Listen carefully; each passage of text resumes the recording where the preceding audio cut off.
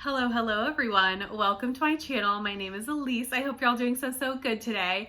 We are here to follow up with my 5-star predictions that, no joke, I did 2 years ago. So I finally read all 10 books in my last 5-star predictions, and I do not let myself make a new one until I finished the last one.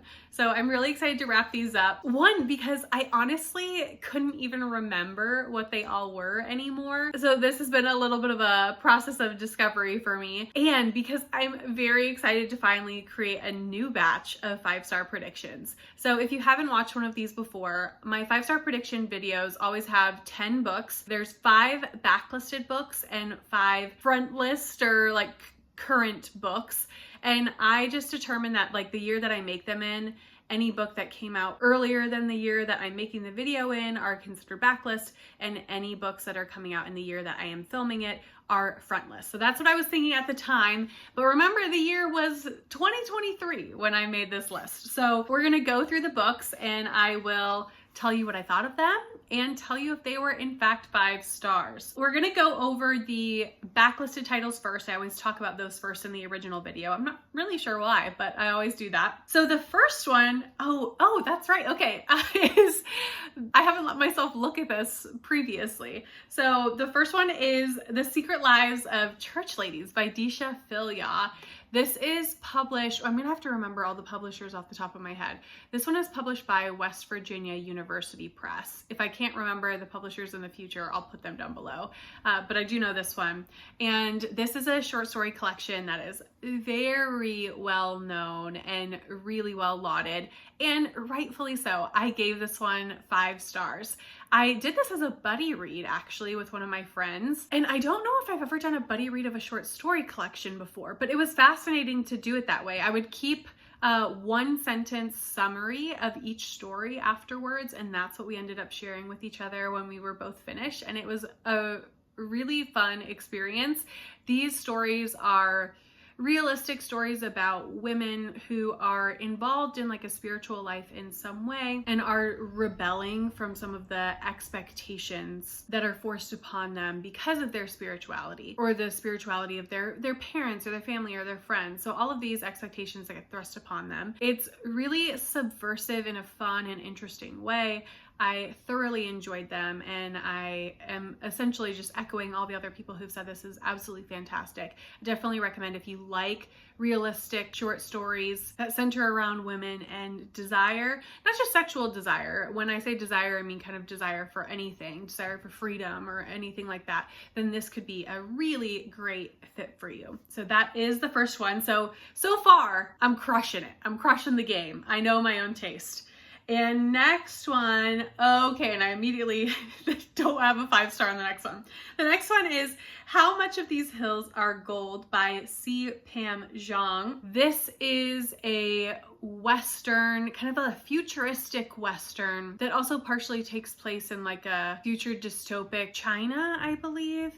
Ooh, I'm having to think way back. I think it's China. And this book was really good. I thoroughly enjoyed it, but it wasn't quite a 5-star for me. The kind of world building in this was really well done. I can still picture the landscapes and like the desert in this, even though I read it so long ago. The main character is really fascinating. We follow her as a really young girl all the way up into young adulthood. And this book has a really fascinating sibling component to it that builds throughout the novel, and you sort of unravel more about their sibling dynamic and how they diverge and converge at different points in their life. And that was one of the most fascinating parts about the book for me. So we definitely recommend that one. Next up, we have Butter Honey Pig Bread by Francesca Ekwuyasi. This one is by Arsenal Pulp Press, I believe, and I really love this one. It was on my best books of the year that I read it. This was fantastic.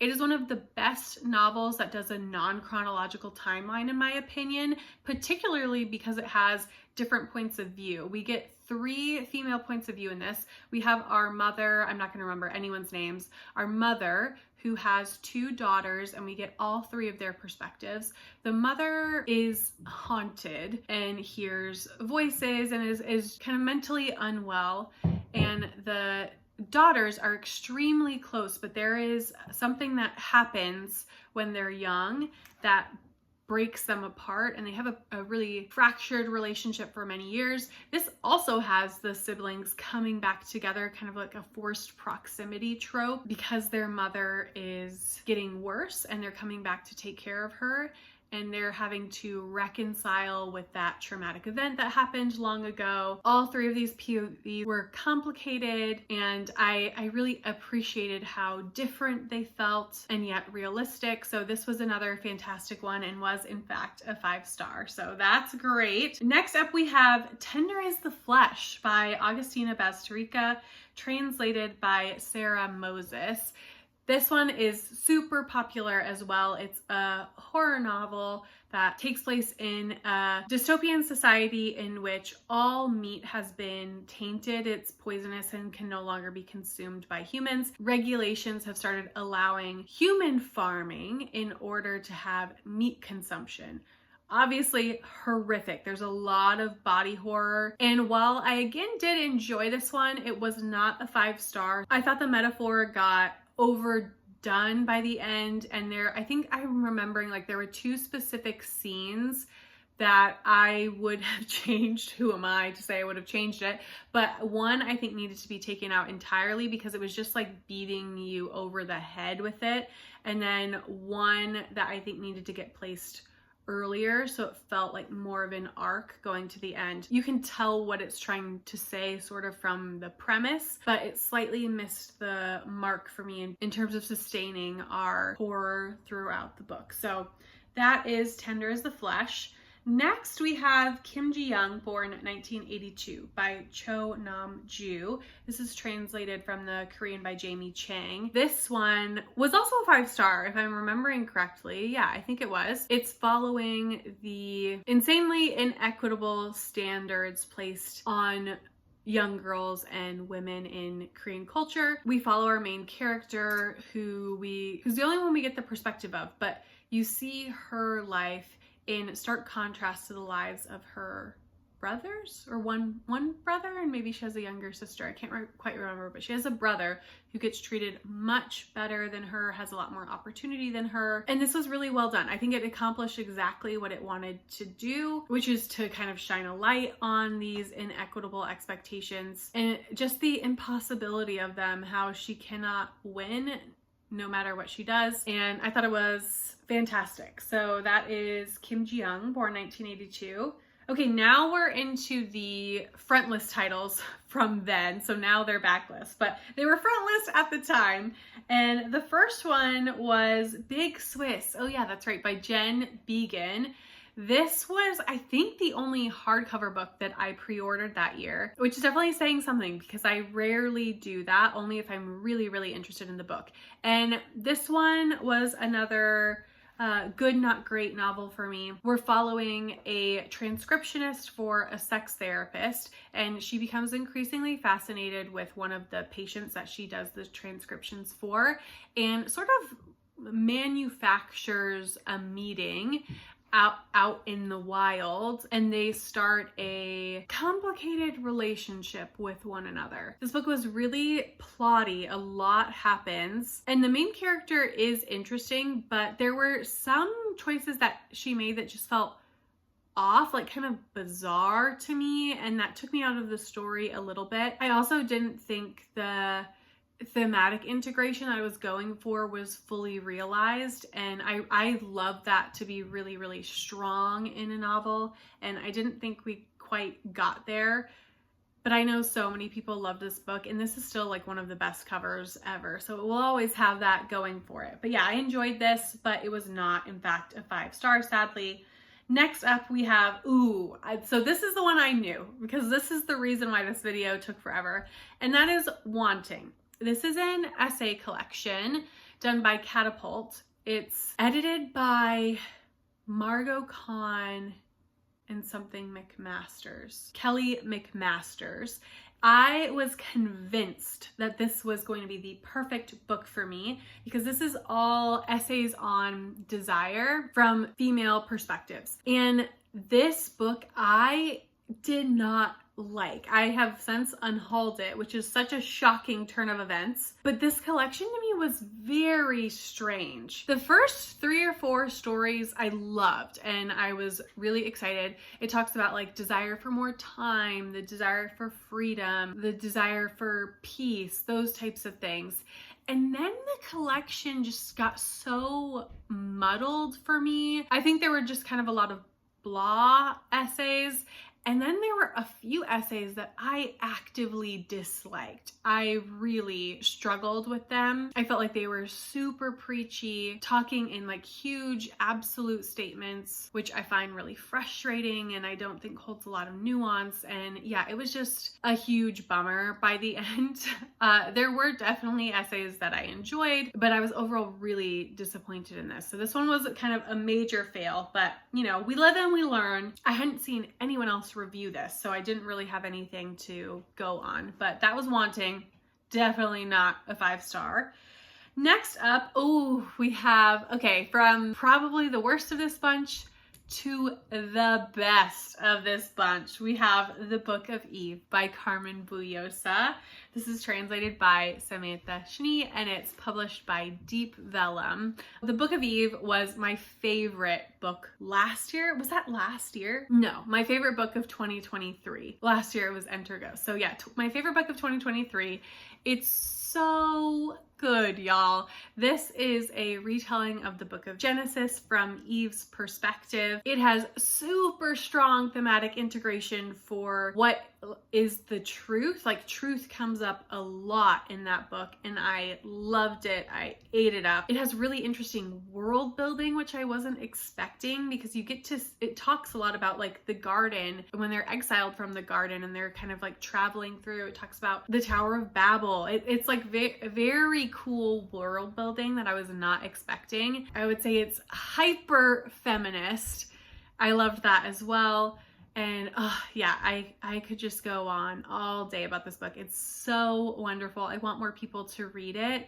Carmen Boullosa is such a smart author. And I remember even the like introduction or the foreword or preface or whatever it has in this book, even that sold me. I read that and was like, say less. Say less to me right now because I'm in. I'm so in. So wonderful. I'll stop talking about it, but it's so good. Amazing 5-star. Then we have, A Cowardly Woman No More by Ellen Cooney. This one's by Coffee House Press. This was the year that I had the Coffee House Press subscription, I believe. This one, I feel deceived by the blurb, or maybe I just interpreted the blurb strangely, but I thought this was gonna be like a sci-fi book. It is not. It's much more surrealist than sci-fi. And we are on this like kind of trippy yet mundane ride at a work conference of our female protagonist. And she goes wandering off in the conference center and just like kind of encounters all these bizarre things in each room. It's talking about work culture, it's talking about inequity in household management, and it's talking a lot about gender politics. And those were interesting, but the package in which it sold me those themes, I didn't necessarily love. This one that I kind of felt so about, but I could see this working really well for other people who like surrealism more. I'm definitely a reading novice when it comes to surrealism.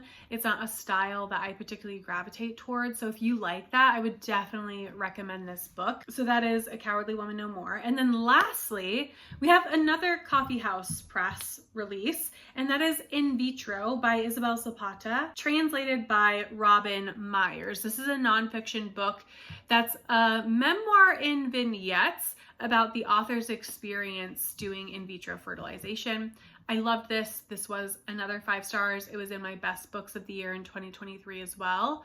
I think 3 of these were in my best books of the year, the years that I read them, which is amazing. This was such a creative way to do a memoir. If you really enjoyed In the Dream House by Carmen Maria Machado, I think this might be a good fit for you. It has that kind of visceral quality. This one is slightly more abstract than that one is, but I do think there's some good comps there. And the trigger warnings are a little bit different. So I would still look up trigger warnings, but they're not going to be the same ones that were there for In the Dream House. So yeah, okay, that is the list. Let me go ahead and calculate how many were actually 5 stars and how many were not. Okay, so it was exactly half. 5 of them were 5 stars. 5 were not 5 stars. I think that's a pretty good hit rate, especially considering 3 of them were in best books of the year videos. Hopefully you enjoyed this kind of throwback on my last 5-star predictions video. And soon enough, I will come out with a new set of 5-star predictions. So if you have anything that you think might be 5 stars for me, backlist or front list, please let me know down below and we'll see if they get included in that predictions video. So I will see you all then. Bye.